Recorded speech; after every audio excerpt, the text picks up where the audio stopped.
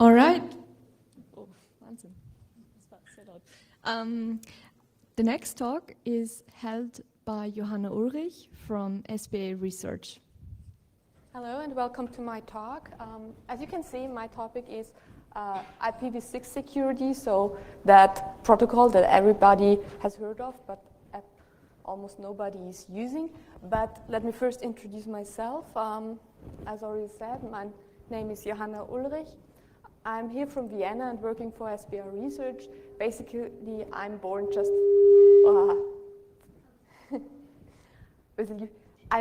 500 meters over there, so I'm really from here.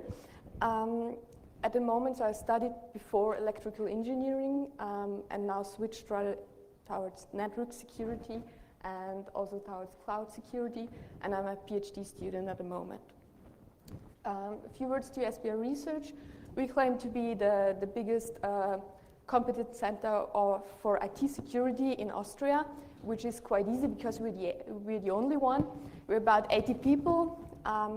Some of us are more in the commercial area, providing pen tests, and we also have a development team.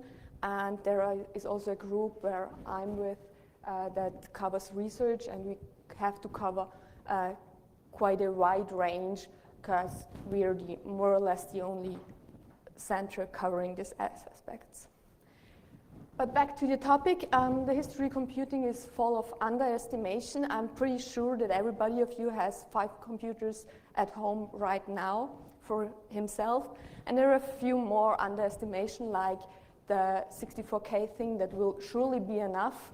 But in this case, it's attributed to someone who said he's never said it.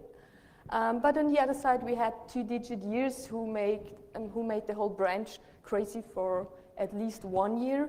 And I also remember my dad's I call it old war stories, when he said that they tried to create circuits with a frequency of 100 megahertz, and they passed away due to some thermal conditions, or the assumption that there will be no gigabyte memory in your computer, because just, the CPU just would take endless time to access every bit on it. So, things change, and the same is with IPv6, so the to the power of 32 addresses are just not enough anymore. That was clear already at a quite early stage, but transition, especially worldwide transition, is taking time. The reason, therefore, are quite known for most of you. First of all, everybody of you has 5 computers or even more. Literally everybody is on the internet right now. I just remember my granny sitting in the concert hall and looking on Wikipedia for the CD of the what is it called? The one sitting in front of the orchestra. And now we are always online. We need an address, and we are not just you have 30 minutes on the internet and then it just costs too much. And what's also an issue, some large corporations or organization of the government, especially in the USA, they have a whole lot of addresses. We don't know what they are used for, but more or less there are not enough anymore for the remaining. But what I found, there are not just underestimation. This is a thing I'm quite happy with, that my 5 computers don't have the way of my car. Good. What I'm talking today is based on my paper that was published on the Wood Workshop, which is co-located with S&P. It's basically a paper, so the idea was that I should work for my company out the security issues of IPv6.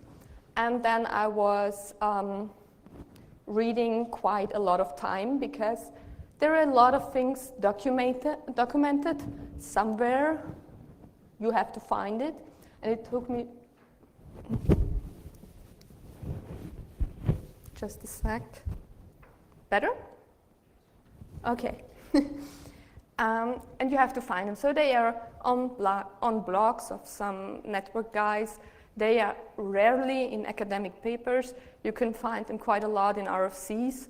Sometimes it's an RFC of their own. Sometimes it's the nice section with security consideration you have to read. And I collected them, and the paper's idea was to have one start point. Obviously, 10 pages are not enough to go into everything in detail, but at least you have a reference where you can go to. So it's a little bit like Wikipedia, but you're, at least from an academic perspective, you're allowed to mention it. Yeah. So at the end of the talk, I will also we first go into the details of IPv6 and the security, and afterwards I will talk some words again about the paper. And obviously I didn't do it alone, so I had some colleagues helping me. So, yeah, just for some reason, I had a problem at one of my last talks, so just in case Sheldon is here, I don't mean everything 100%. Yeah, sometimes I'm a bit sarcastic, and I don't hate IPv6. Yeah, I like it, but there are some things you have to consider. But I really had serious issues with that some days before. So, for all of you who is at least a little bit in touch with the protocol, yeah, okay. It's getting more and more from every presentation to presentation, but for those who know it, may have a sleep for 2 to 3 minutes, the other will join. Just to remember, that's the IPv6 version of the protocol header, and it has a variable header size. That's also the reason why you have to have the header length into one field, and it has a minimal length of 20 bytes, and yeah, you know all the stuff with the 32-bit addresses and so on. This is the IPv6 header. The first thing, it looks a little bit simpler. And the second really large change is the increase in that address size. So we now have about 10 to the power of 38 addresses, but I'm not the one who is saying, no, that will be enough forever. Yeah, so there will be times. So what happened to the fields in IPv6? The addresses, I already said that, were extended. Also, what doesn't exist anymore are broadcast addresses. They were replaced with multicast addresses. And what you might have missed before was the whole fragmentation stuff. It has been removed from the plain header to extension headers, which are inserted a bit after the IPv6 header and the next protocol header, and it just added in case you need it.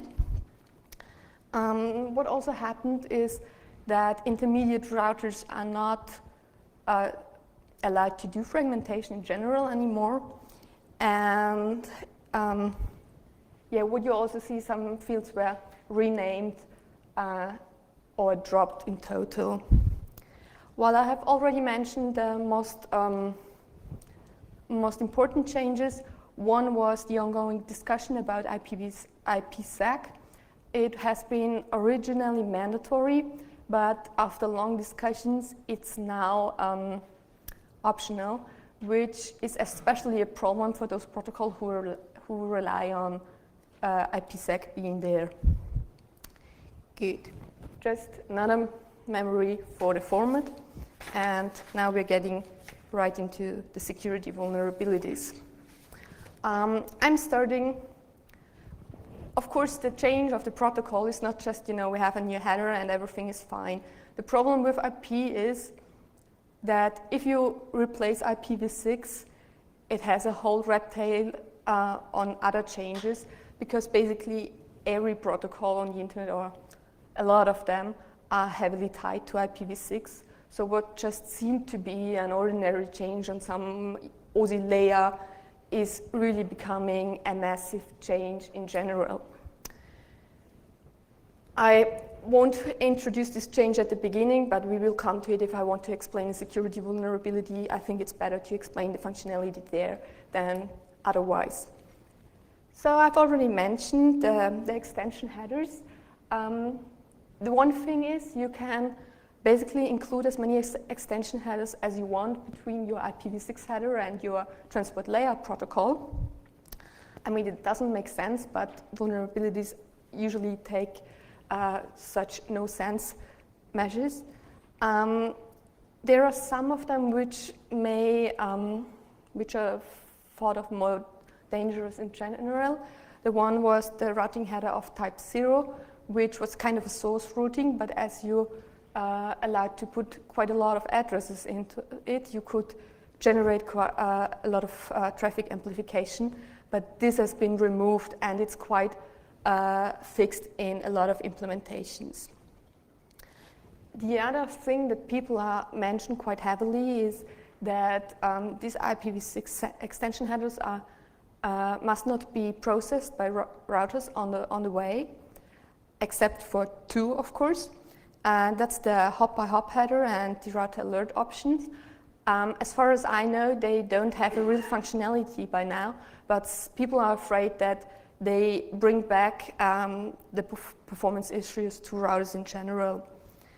And one problem that might also, or one issue that might become a problem in the future is that the extension headers that were initially defined didn't have one format, one general format, which can be quite a serious issue if you introduce a new one and the router in the middle doesn't know what the hell this is.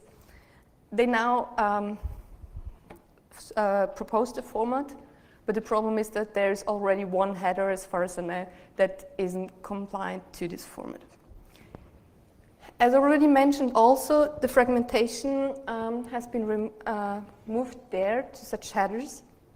And there were those fragmentation header issues you might know with overwriting the SYN flags in TCP connections, the standard stuff, which could be easily protected off if you just not allowed offsets of 1. This becomes really a problem here, because basically you can, in the front, insert as much intermediate headers as you want, and you can easily this way generate an offset as you like. Yeah.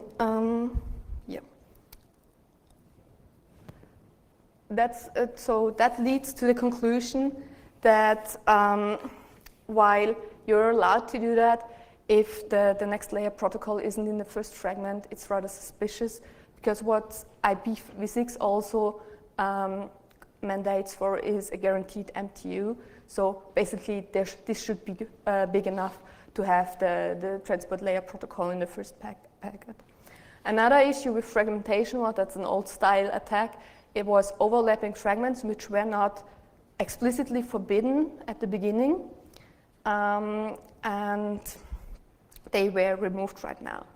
Another thing where I think they don't have real functionality right now is atomic fragments, so those having an extension header, but consisting of a single fragment.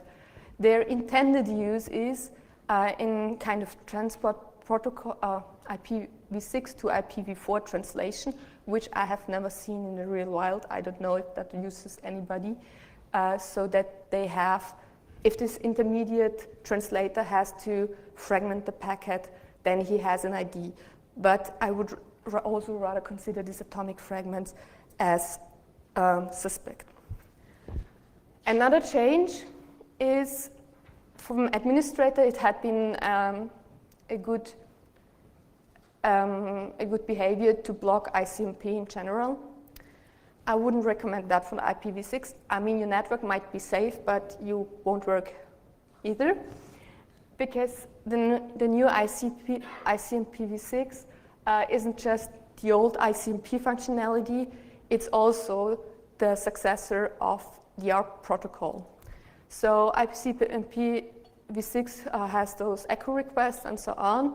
It has a request if you need a MAC address, and it further has the functionality of a stateless address generation, so that the nodes infer their addresses their own. And there are also some issues with that, or I would say that's one of the larger problems of it. First of all, you can do ARP spoofing like before, it just has a new name. The second thing is, in the self-configuration process. It goes like this, that's just an included German course for the non-German speaker, but this is easier than what you've learned usually in a first German lesson, where you have more complex situations. So the router says basically, hey, that's your network, and the clients make with this network prefix, they generate their own address. How the later identifier is generated, we'll discuss that later. The problem, anybody can basically say, hey, I'm network X or Y, and they will also claim, oh, fine, so I'm in this network. You can make pretty a lot of fun with that. You can kick the router who has announced himself with lifetime 0. You can announce other address ranges to be local. You can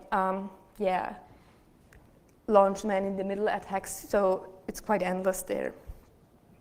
Well, you can also do some implementation. We're quite prone to denial of service attacks, so if you do that quite heavily and every node generates for every prefix another address, that can result in a whole thousands of addresses, which causes a denial of service. There are also some other issues with that, like you can redirect things, but the basic thing here is that it's always not protected somehow by, I don't know, cryptography, whatever. That was intended originally because, you know, we had the IPsec thing.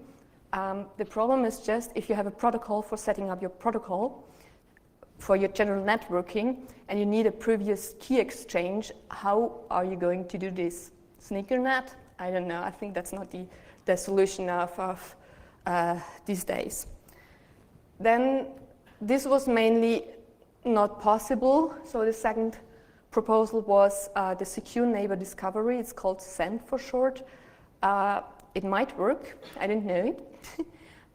The problem is that there are no implementation which go beyond some proof of concept, especially for Microsoft solutions. And the SEND protocol, due to its cryptography thing, it's also more prone to denial of service attacks in general. What's extremely new to the protocol IPv6 is that we have to find a way to cope with the transition process.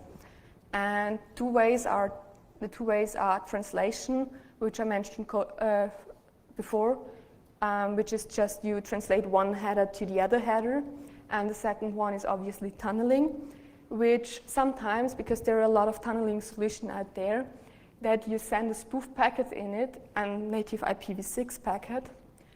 It's going to a border router. It encapsulates that, sends it again to the other router who decapsulated it, and you have the same packet then in the beginning again. So it cycles quite well. That's one thing. And the other one, my personal favorite attack is Teredo, although it's not that commonly used anymore, but it was a threat for a long time. Every Teredo user maintained a connection to the server so that another user wanting to tunnel IPv6 could open their net from outside. But if you, in this case, you send a bubble packet to the server who kind of initialized a process from the other one that he should send to you a packet to initialize the communication.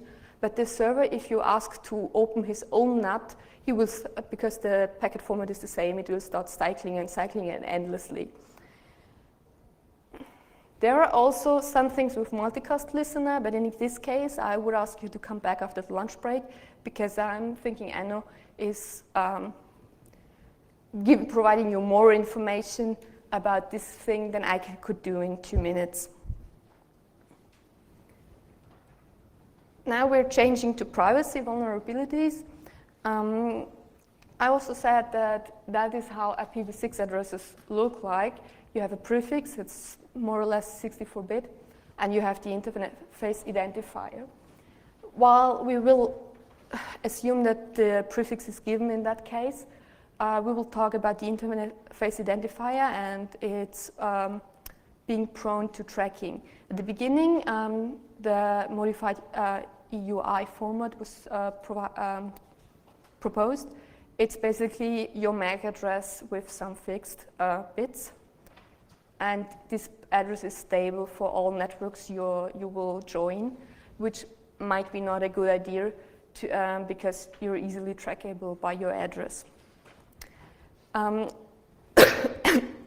The then proposed thing was the privacy extension, which more or less creates a random identifier every 24 hours.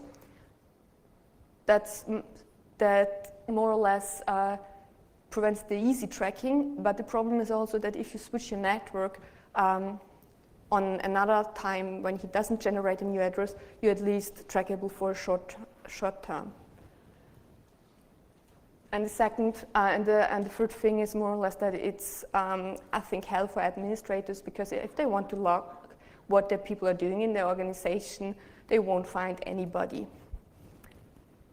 There's also the good solution of THCP, but the problem also is here that there's an identifier involved which is globally unique, so you can, under some circumstances, also follow here. And there is the manually assigned way.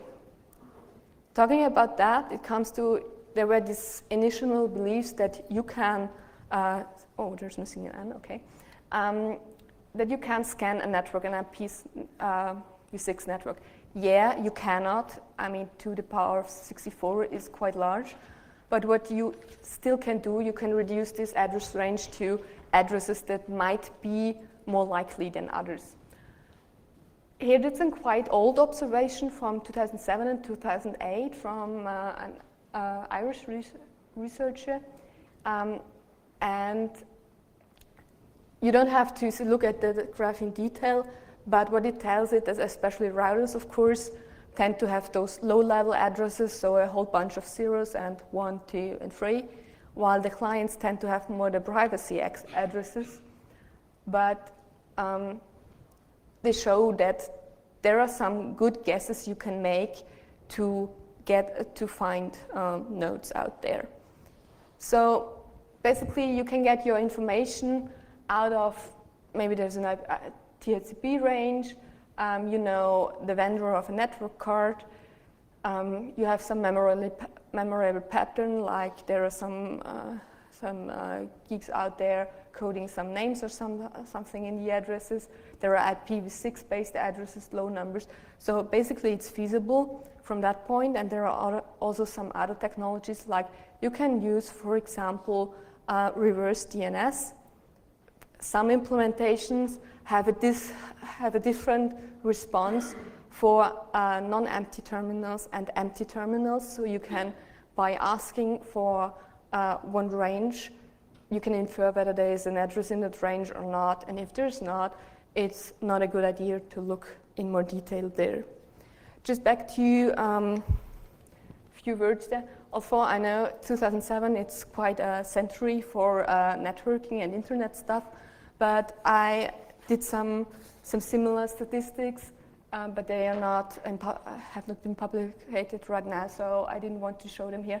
But although maybe some things changed, you can still see that pattern there. And what's also, of course, available that are especially from a few of academics of interest are covered channels. Some found 22 alone in the header format of IPv6. And one most obvious, for example, is the privacy extension, because it's not foreseeable what you have as an address before. That was one short introduction into security vulnerabilities due to time issues also. I want to refer to my paper for more details and references. You will find large tables there where we try to get a basic idea so that you quickly find some attacks, and we basically categorize them, and also the countermeasures. And then we have a large table. You can look what maybe helps for your problem. What remains me is to talk about the future challenges that I see There is one thing, I mean, practical work, that's for the administrators in the company. I have to say that, not my business, yeah. But there are some issues which might arise that I think that are solely solved by coping between research and practical workers. And that's one thing is addresses. Addresses is, as I said, no solution is really good, and especially for corporate organizations where on one hand the administrator want to log who is doing what internally, and they don't want to be they don't want the people to be tracked from outside. So there would be a solution necessary which gives an administrator the possibility to track that back, but not from the outside. So far I didn't saw a solution therefore. The second point is securing the local network, which has been an issue before. It's still an issue because of, I would say, twice the death word in how to secure that. And the third thing is reconnaissance in general.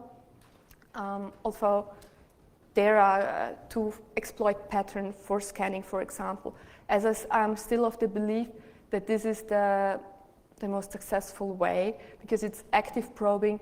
You're generating a request by the victim, if you want that way, and it's definitely more or less error prone, put it that way, than waiting on the internet till some packet of some client passes your way, or looking in the DNS therefore. And the last thing is, that's also more a reaction to people thinking that I hate IPv6. No, I don't do.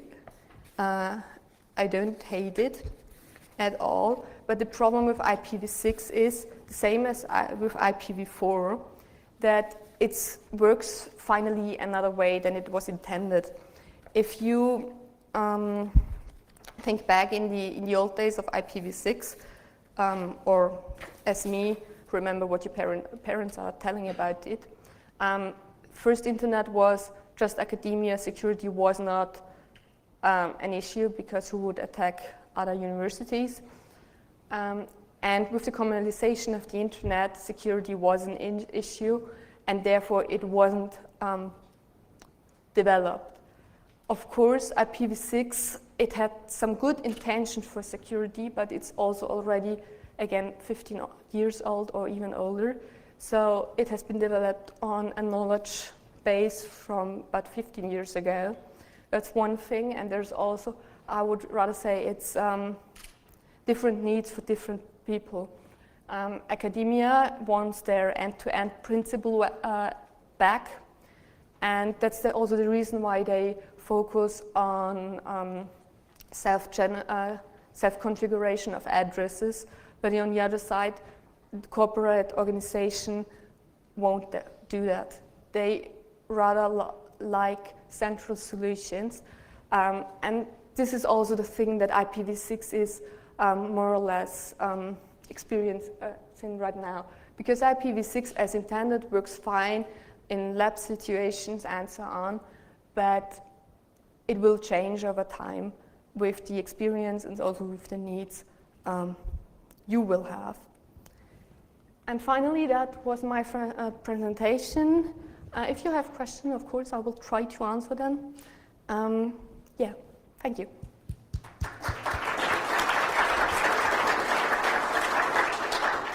Thank you, Johanna Ulrich. So, questions?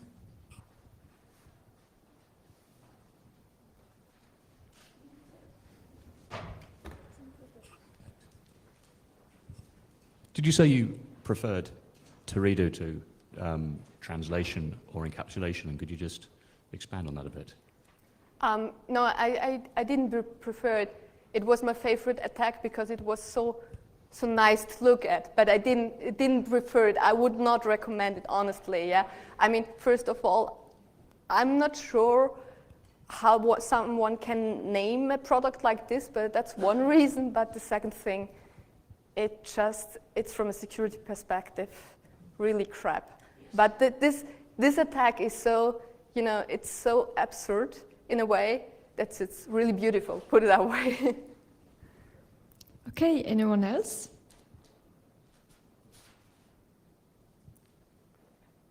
Okay, I think we can go into the lunch break now. Thank you very much.